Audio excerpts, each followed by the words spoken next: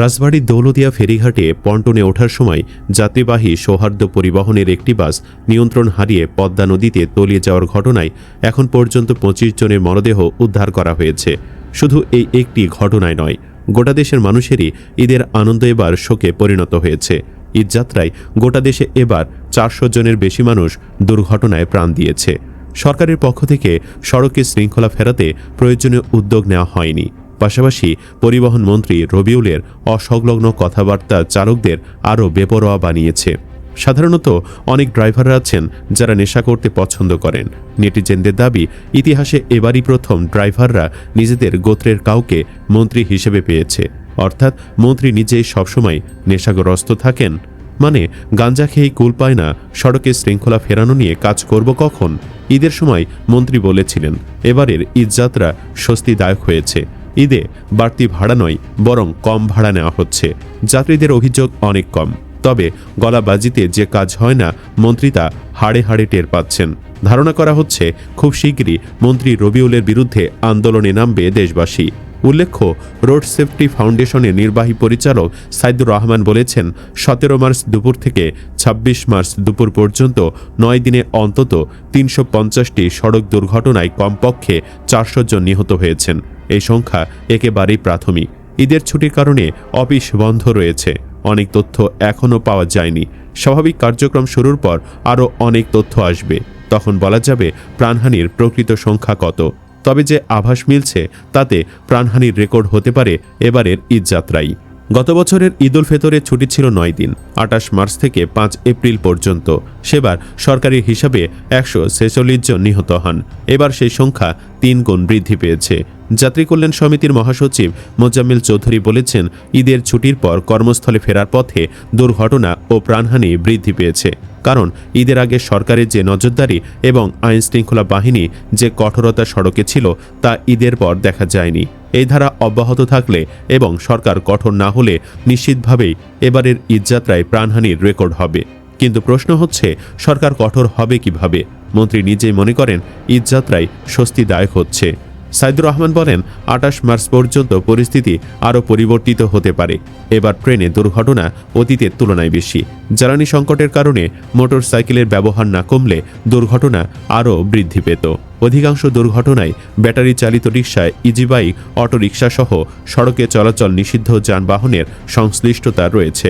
সড়ক মহাসড়কে দ্রুতগতির গাড়ির সঙ্গে পাল্লা দিয়ে ব্যাটারি রিকশা, অটোরিকশা চলাচলের কারণে দুর্ঘটনা বৃদ্ধি পেয়েছে। বিশেষজ্ঞরা বহু বছর ধরে এ মতামত দিয়ে রিকশা নিয়ন্ত্রণের পরামর্শ দিচ্ছেন, কিন্তু ৫ আগস্টের পর রিকশা চলাচল আরও বৃদ্ধি পেয়েছে। ব্যাটারি চালিত এই যানবাহনের প্রকৃত সংখ্যা কত তা এখন আর কেউ জানে না। ধারণা করা হয় অন্তত ১৫ লাখ ব্যাটারি রিকশা চলে সারা দেশে। কারো কারো দাবি সংখ্যাটি ৪০ লাখ। অন্তর্বর্তী সরকার সিটি কর্পোরেশন এবং পৌরসভা আইনে সংশোধন করে ব্যাটারি চালিত যানবাহনকে নিবন্ধনের মাধ্যমে বৈধতার সুযোগ দিয়েছে। দুর্ঘটনার কারণ হিসেবে আরও কিছু বিষয় সামনে এসেছে। যেহেতু ঈদে মানুষের চাপ বেড়ে যায়, ফলে সড়কে দূরপাল্লার গণপরিবহনের সংখ্যা বাড়ার পাশাপাশি যানবাহনের ট্রিপ সংখ্যাও বেড়ে যায়। গণপরিবহন বিশেষজ্ঞরা বলছেন, ঈদযাত্রায় সড়ক দুর্ঘটনাগুলো দেশের পরিবহন খাতের দুর্দশা, অব্যবস্থাপনা ও দুর্বলতাকে স্পষ্টভাবে তুলে ধরে।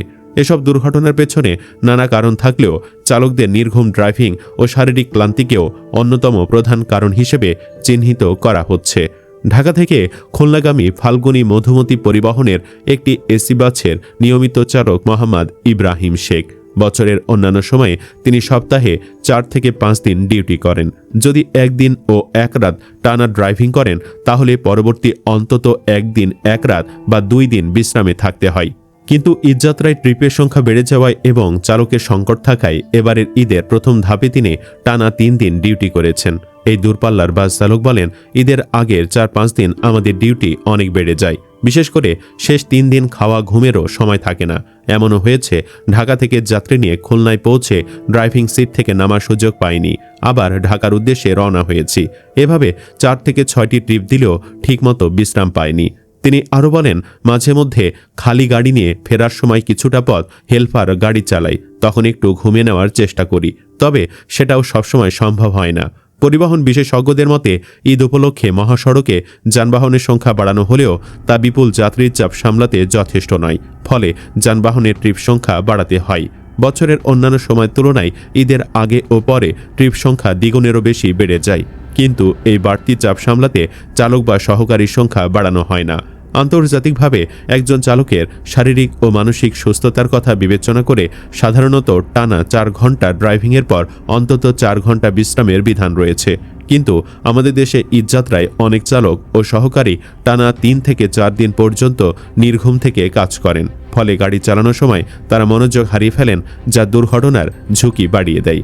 একদিকে ট্রিপ বাড়ার কারণে সময়ের সঙ্গে পাল্লা দিয়ে তাড়াহুড়ো, অন্যদিকে পর্যাপ্ত ঘুম ও বিশ্রামের অভাব, এই দুইয়ের সম্মিলিত প্রভাব চালকদের ওপর পড়ে।